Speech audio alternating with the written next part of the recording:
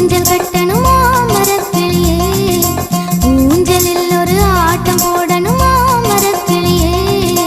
ஆத்து மண்ண சேர்த்து வச்சு வீடாக்கலாம், அந்த வீட்டுக்குள்ள கூட்டாஞ்சோறு நாம் ஆக்கலாம். அடவையாரமாக ரெண்டு கை கோர்த்து ஆடி பாடலாம்.